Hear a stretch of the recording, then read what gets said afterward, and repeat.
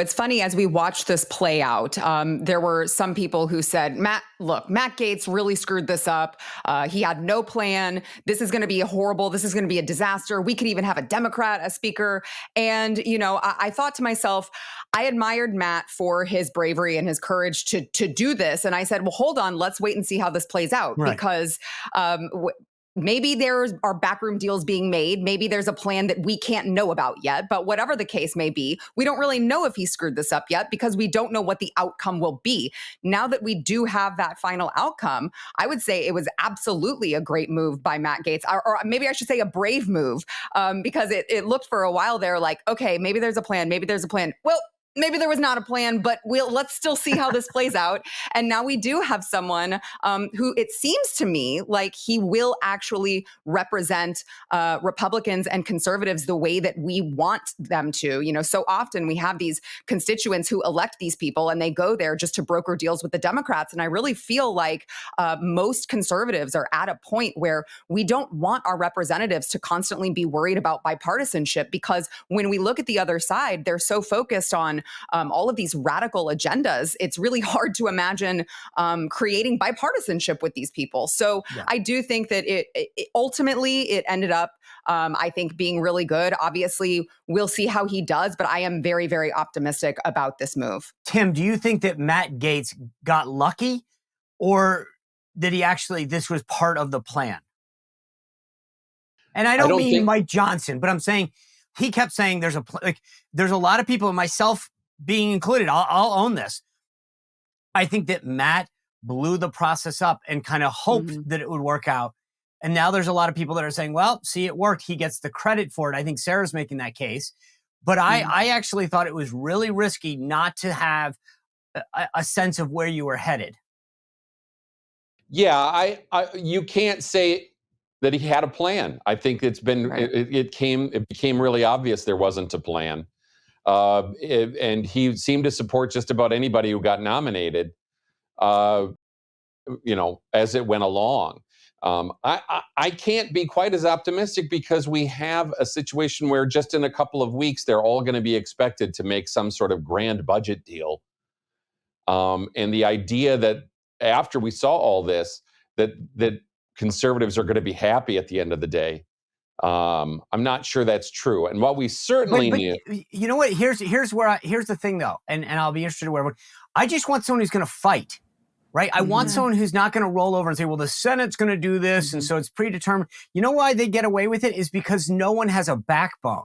And I think that the idea of finally saying, guess what? We have an equal voice. And I think, look, the proof will be in the pudding. But Tim, I think part of this is to say, you know what? I'm not going to just say, well, it always works out this way. I want someone who's willing to fight.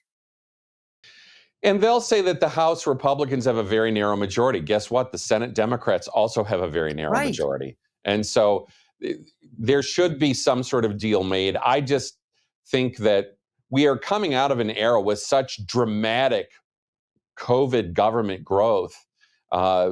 It's just what does victory look like? Jenny, Jenny Beth? What does victory look like? Here's what I want to say. I've worked through several of these speaker fights and worked very closely with members of Congress as they are navigating it. Sometimes it's people who are joining the way that I want them to vote. And sometimes I'm working with members who are not doing exactly what I want, but I'm gaining insight from them, and we have trust with one another, because we know at the end of the day, you have to land that plane and get to a speaker. Right. So the thing is, Matt Gaetz, his plan was to change the speaker, and how you get to that, what happens to get to the end of that, what we saw play out is actually a very Republican process and Democratic process playing out. The members ultimately listened to what grassroots people were saying, took into account their own objections with different people who were running, and got to the place where they could find the person who will lead them as speaker, but also is not so objectionable to the grassroots and the base. And I think that part, what I just described, was part of Matt Gaetz' plan, even though I haven't talked directly to him about what his plan was.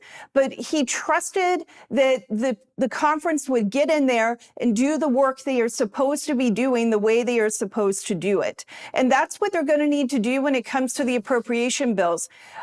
Mike Johnson has said that he wants to have 2 bills that are passed, basically discharged out of the Appropriation Committee, and that they agree on those without a lot of changes, and then work through the other appropriation bills. If they don't get through it before the end of the government funding, he wants to extend government funding either to January 15th or to April 15th, so we don't have a Christmas cliffhanger, and then continue moving through all of the appropriation bills. At the end of the day, are we going to wind up with a CR or something else? Very likely, but if we can have those appropriation bills and the amendments passing on the floor, and we're pushing for things that we want to see, and all of the members of Congress get the opportunity to amend and to debate on the floor the way Congress is supposed to work, I think that's a win for all Americans, regardless of which side of the political aisle you're on.